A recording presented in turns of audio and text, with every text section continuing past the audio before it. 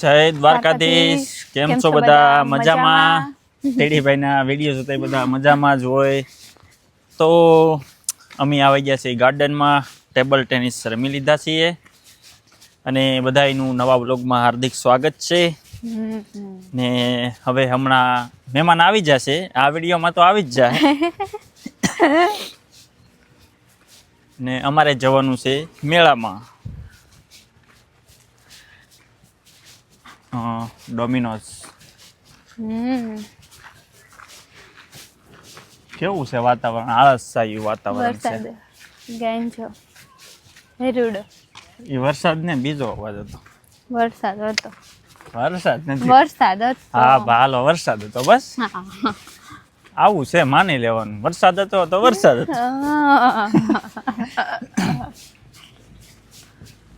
આળસ આવી રહ્યું છે ઓલરેડી અને જવાનું છે મેળામાં. લે કેમ આળસ આવે છે? ઈ તો ના જાવ ને ધબધબાટી થાય એટલે આળસ વયું જાય. આજ તો ઓલામાં બેસી જાવું છે, ઉપર ચડીને ફેરવે. મને એવું લાગ્યું, મેં ઈ તો ખાલી ફેરવે છે, ઊંધા નથી કરતા, એટલે એમાં બેહવાનું છે. શું કેવું તારે? તો તમે બેસો, હું તમારો વિડીયો ઉતારે.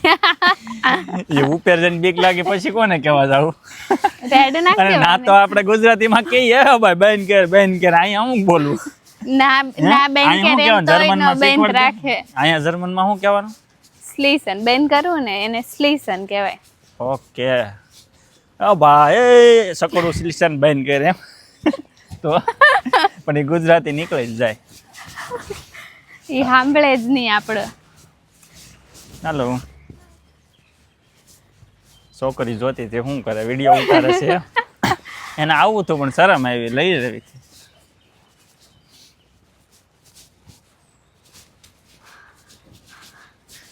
ના સુરતના વનિતા વિશ્રામમાં બેન નો રાખે, બીક લાગે તો. ના કેવું છે સુરત વનિતા વિશ્રામમાં ખબર? આમ સકડવું હોય, આપણને આમ બેહાડે, પછી આમ જઈને આમ, પછી પાછું અહીંથી આમ જાય ને પછી એકવારમાં આખું ફેરવી નાખે. અહીંયા એટલું બધું તો એવું નથી, કેમ કે નાના છોકરાઓને બેહવાનું હોય, એટલે આ વખતે આઈનું ઈ છે ને પહેલી રાઈડ છે, સેમ એવી જ છે. એમાં બધા મોટા છોકરા બેસે છે. એવી જ છે. ના સુરત તે અત્યારે હવે આ વર્ષે અત્યારે ચાલુ જ હોય. અમદાવાદ ખબર કાંકરિયા તળાવ હું બેઠો હતો ને, મહિના પછી, અઠવાડિયા પછી તૂટી હતી. મેં તો આમાં હવે કોઈ જી બેહું જ નહીં. ને સુરત તો બધે નીકળ્યા બેઠા હોય સાંજે ને બધા નાસ્તો કરે ને બધો નાસ્તો મળે. ક્યાં? સુરત વનિતા વિશ્રામમાં. એટલે એ છે શું પેલા? એ તો કે મેળાનું નામ વનિતા વિશ્રામ. ઓકે. હું તો કોઈ જી આવ્યો નથી, મને ખબર હોય નહીં. અમે જતા દર વર્ષે. અમારા ગામડાના મેળા તો વાડીએ હોય, પાવડો લઈને નીકળી જવાનું. વૈશાખ મહિને તે હોય ને, પાછો દિવાળી ઉપર હોય. જો ને હું અહીંથી જઈને પછી ગઈ થી કાસ ને બધી શોપિંગ કરવા, ને બધી કાસનો સામાન બહુ મસ્ત બધો મળતો હોય. ટેક્સી મોકલાવું? ના, બહુ વાટ જોઈ રહી છે તમે આજ. આ બાજુ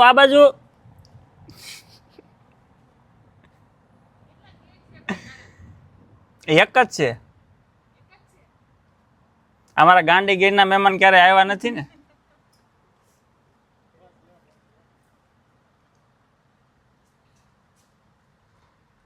નહીં, તમારી ઘેરે વિડીયો જોયો ને, કહે બહુ વાટ જોઈ રહી છે આજ. મહેમાનને ચા પાણી શરબત પાઈ દીધા છે અને હવે જાય છે મેળામાં. અને આપણે તમે જે વિડીયોમાં કોમેન્ટો કરતા ને, ગવર્મેન્ટ યુનિવર્સિટીમાં એડમિશન લેવા શું કરવું, તો આ મહેમાન આપણે ગવર્મેન્ટ યુનિવર્સિટીમાં જ છે અને એ થોડીક માહિતી આપી દે અને વિડીયોમાં આવી જાય કે મહેમાન આવ્યા છે. કેમ કે આની પેલા વિડીયો બનાવ્યા જ્યાં સુધી મહેમાન આવ્યા નહીં, એટલે એક વિડીયો કમ્પ્લીટ કરી નાખ્યો. હવે પેલા બસ સ્ટેશને પહોંચી જાય. ઓલો જો સી જાય, આપણે એને વિડીયોમાં લઈ લઈ. જો આપણે આ જમવા ગયા હતા ને, એ આ ઓલો આપણે કયો એનો પ્રોગ્રામમાં ગયા હતા?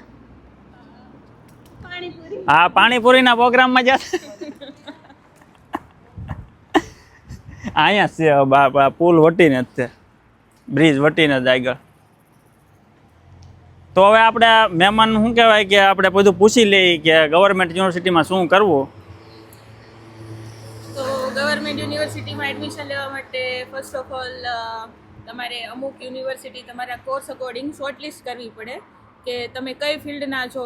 ફોર એક્ઝામ્પલ કોઈ આઈટીમાંથી હોય, કોઈ સાયન્સમાંથી હોય, કોઈ ફિઝિક્સ, કેમેસ્ટ્રી, મેથેમેટિક્સ, બાયોલોજી વગેરે જેવા કોર્સીસ અહીંયા ચાલે છે. તો તમારે ખુદ તમે એલિજિબલ હોય તો તમે ઘરે બેઠા ડાડની વેબસાઇટ ઉપરથી તમે બધી college according to your course તમે શોર્ટલિસ્ટ કરી શકો છો.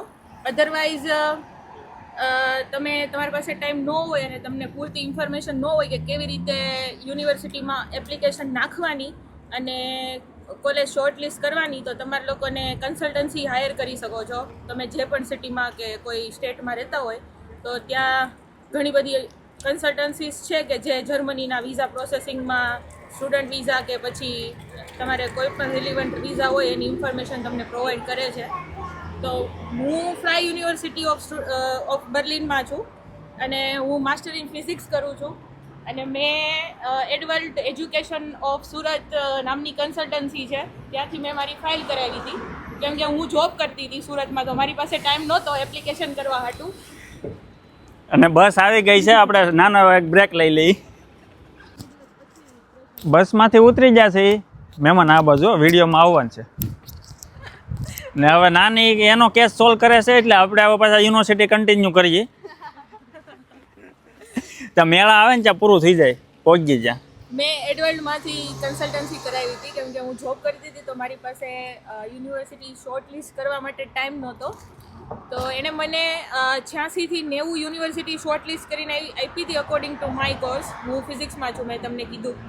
તો એમાંથી પછી એણે મને કીધું હતું કે એની સાથે એણે મને 86 કોલેજ સાથે એણે મને ડાડની વેબસાઇટ પણ આપેલી હતી સાઈડમાં, અને શું રિક્વાયરમેન્ટ છે, કેટલા CGPA જોઈએ, એ બધું એણે મને એક આખો ચાર્ટ બનાવીને આપ્યો હતો કે આ કોલેજનું નામ આ સિટીમાં છે, આટલા CGPAની રિક્વાયરમેન્ટ છે, ટોફિયલ, PTE કે IELTS શું જોશે તમારે એની માટે એડમિશન માટે. અત્યારે ટોફિયલ બંધ થઈ ગઈ છે, પણ હું આવી ને ત્યારે લોકો એક્સેપ્ટ કરતા હતા 2022માં.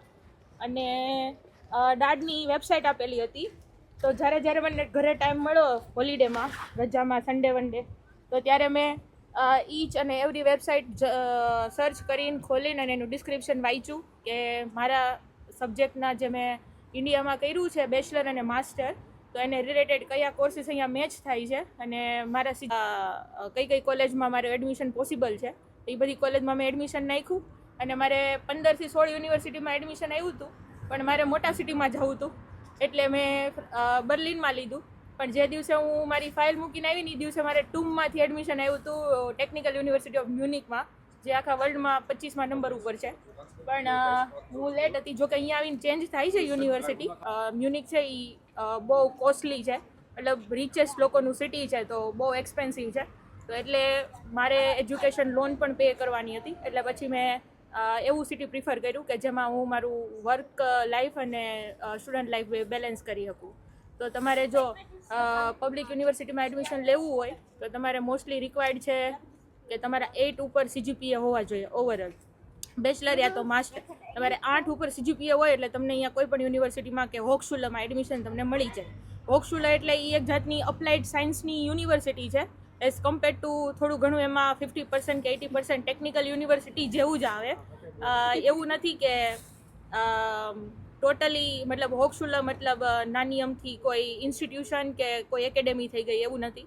અહીંયા જેટલી ટેકનિકલ અને યુનિવર્સિટીની મતલબ રેટિંગ છે ને એટલા જ ઇઝ ઇક્વલ ટુ હોક્સુલાના રેટિંગ છે. તો તમને જો શોર્ટલિસ્ટ યુનિવર્સિટીમાં તમે ગોતો, સર્ચ કરો ઘરે બેઠા, તમે કોઈ કન્સલ્ટન્સી થ્રુ તમને હોક્સુલા પણ લિસ્ટમાં આપે તો એવું નહીં સમજવાનું કે આ મને કઈ યુનિવર્સિટી પકડાઈ દીધી. એ પબ્લિક યુનિવર્સિટી જ છે એક જાતની, પણ એમાં 80% એક્સપેરિમેન્ટલ સ્ટડી આવે ને 20% થિયરિટિકલ આવે. તો તમે ડાડની મોસ્ટ યુઝફુલ વેબસાઇટ છે કે તમે ડાડ ઉપર જઈને તમે તમારી કોલેજની ડિસ્ક્રિપ્શન, કોર્સ ડિસ્ક્રિપ્શન, કઈ રિક્વાયરમેન્ટ્સ છે, કેટલા CGPA માંગે છે, કેટલા બેન્ડ માંગે છે, A1 કે A2 રિક્વાયરમેન્ટ છે કે નહીં, બધું જોઈ શકો. અને ઘણા ઘણી ગવર્મેન્ટ કોલેજ સ્કોલરશિપ પણ પ્રોવાઈડ કરે છે જો તમારે 9 ઉપર CGPA હોય કે 9.5 ઉપર હોય તો એ બેસ્ટ ચાન્સ છે જો તમે અહીંયા સ્કોલરશિપ ઉપર આવો તો.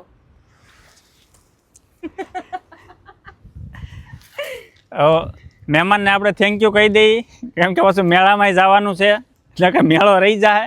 હવે પછી આપણે ફરી આમાં તમારે કાંઈ ક્વેશ્ચન હોય ને તો કોમેન્ટમાં કહી દેજો, એટલે આપણે પછી પાછા મેળામાં બોલાવી લેવું મહેમાનને. નહીં મેં 8 જ કીધા. આ નહીં 8 કીધા. 6 કીધા. 8 CGPA છે. ભૂલ થઈ ગઈ હોય તો સોરી, 8 CGPA છે. નહીં, મારે 8.75 ઓવરઓલ CGPA છે અને મેં ક્લિયરલી વિડીયોમાં મેન્શન કર્યું છે કે તમારે 8 CGPA હોય તો તમને કોઈ પણ પબ્લિક યુનિવર્સિટીમાં એડમિશન મળી જ જાય 100%. હવે આપણે મેળાની ખૂબ નજીક આવી ગયા છે, એટલે હવે આપણે મેળાની મોજ માણવાની છે. આજે મંગળવાર છે ને એટલે ટ્રાફિક થોડીક ઓછી છે અને વરસાદનું વાતાવરણ પણ છે, પણ આપણે આમાં બેહવાનું થતું નથી, કેમ કે આ ઉપર કેમ ફેરવે ઊંધાને સીતાને કંઈ મજા જ ન આવે. આ લોકોને બેહાડવાનું છે બધાને, મહેમાનને. આજ તો 1-2માં તો બેહવાનું જ છે. હિંમત રાખીને અમે આજે મેળામાં બેસીશું. હું ખાલી મારી જ વાત કરું છું, બાકી બધા બેહે કેમ જ છે. જો આમાં બેહવાનું છે આજ ગાડીમાં. ગાડીની છે ને ટિકિટ લઈ લઈએ હવે.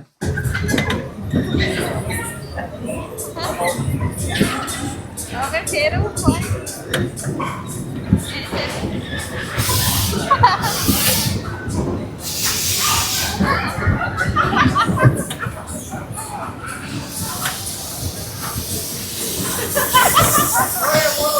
મોરે મોરો મોરે મોરો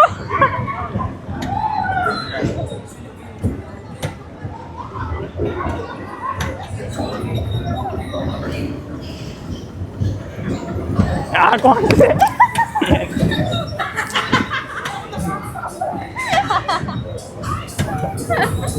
આમાં હાથ ભાંગી નાખે.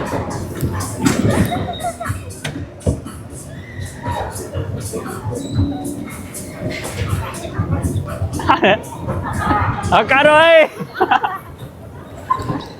અહીંયા બધા ભેગા થઈ ગયા. એક ટિકિટમાં 5 મિનિટ જ હોય. હવે આ બેયને બેહાડ્યું છે, શીખે છે, ગોળ ગોળ ફરે છે. એમાં એવું હતું છે ને 4 યુરોની એક ટિકિટ હતી અને 10 યુરોની 3 આપતા હતા, એટલે અમે 3 લીધી હતી. પહેલાં અમે બેઠા, પછી આ બેયને બેહાડ્યું છે, શીખે છે, હવે ગોળ ગોળ ફરે છે. હાલો, અહીંયા તો યુદ્ધની ફૂલ તૈયારી હાલે છે. આજ તો ફૂલ બાકાજી કે ઓ ભાઈ ટેણી મંડાણો. આજ ગિફ્ટ લઈને જાહે, આમાં તો પાકું. સ્કૂલમાં પ્રેક્ટિસ કરતો હશે તો જ આમ હોય. કેમ જો બધા તાળીઓ પાડશે, જીતી ગયો ભાઈ. હવે છે ને નીચે બધા જે લાઈનમાં પડ્યા ને એને જે જોતું હોય ને એક વસ્તુ લઈ લેવાની. કે વિચારે છે ભાઈ, વિચારીને કે છે. બેસી ગયા છે ને આમાં એકની ટિકિટ છે 4.5 યુરો, એક સિંગલ ટિકિટના. એટલે આ લગભગ 10 મિનિટ કે મકાર છે અને આજ તો બહુ ફેરવશે. તો નાની અહીંયા બેઠી છે, મહેમાન ઓલી બાજુ, બધાને અલગ અલગ બેહાડા કે હું બેલેન્સ થોડીક જળવાઈ રહી. તૂટીને આમ સીધા બાજુમાં નદી છે, ના ન જાય એટલા માટે. હવે ચાલુ કર્યું છે ભાઈએ. હું તો પહેલી વાર બેઠો છું, ધીમે ફેરવે તો વાંધો નહીં, નકર શું કહેવાય પેટનું બધું ગોટાળો કરી નાખશે. નસુન બસુન બધી એક સાઈડ ભેગી કરી દે. હમણાં ફૂલ ફેરવશે. આમાં શું આજે ટ્રાફિક ઓછી હોય ને ત્યાં વધારે ફેરવે, એટલે પબ્લિક આવે ને રાડું પડકાડા નાખીએ એટલે. જો અહીંયા આજે પણ લાઈવ પરફોર્મન્સ ચાલુ થઈ ગયું છે, તો બધા એને મજાના ગીત સાંભળે છે, કોઈ ડાન્સ કરે છે, કોઈ બિયર પીતા પીતા જલસા કરે છે. હવ મજાના દરરોજ અલગ અલગ હોય લાઈવ પરફોર્મન્સમાં. મેળામાં જઈ આવ્યા, બેહી લીધા, પણ હવે જિંદગીમાં આપણે બેહવા નથી. અવાજ બદલી ગયો મારો તો, હાથ બેહી ગયો છે. અને માતાજી બધાને સુખી રાખે ને. હવે જવાનું છે જમવા રેસ્ટોરન્ટ લક્ષ્મીમાં. બસ આવી ગઈ છે, સીધા આપણે ના ગેટ પાસે ઉતારશે. ડ્રાઈવર સાહેબને લઈ લઈ. જય માતાજી મિત્ર.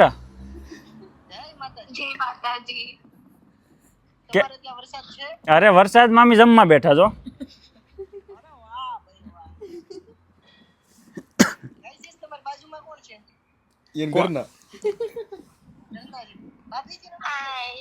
નમસ્તે.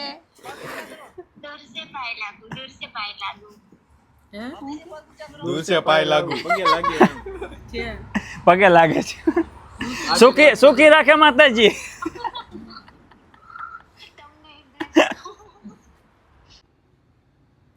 કોકટેલ ને સોડાઓ બધી આવી ગઈ છે. અહીંયા સોસ પાપડ આવી ગયા છે, આપણું ઇન્ડિયન સલાડ આવી ગયું છે, અને આ જર્મન સલાડ આવી ગયું છે. તો મહેમાનને જર્મન સલાડ એ રીતે ખવડાવવાનું છે આજ, અને ખાવાનું રસ્તામાં જ છે, આવે જ છે ઝડપથી, પડી જાય નહીં ત્યાં. ગરમા ગરમ હો, કઢાઈ પનીર, ગાર્લિક નાન, બટર નાન.